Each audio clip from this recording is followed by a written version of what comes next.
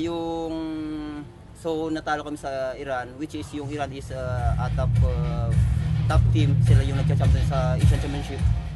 Siguro try namin na kunin yung o singitin yung top 2 para pumasok sa semis, which is yung China, nakalaban na namin nung Asian Championship sa Indonesia, at saka yung first na team is Bahrain.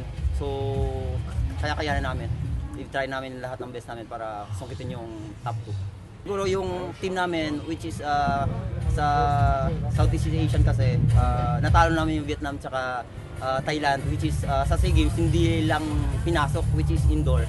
So kami yung nagtatap sa Southeast Asian. So expect namin na talunin namin lahat para pumasok sa semis, which is yung Oman, natalo namin dun sa Dichan sa Oman din, which is 1 point lang din. Pero yung Oman hindi na naglaban sa finals. So tinatry namin lahat ng best namin.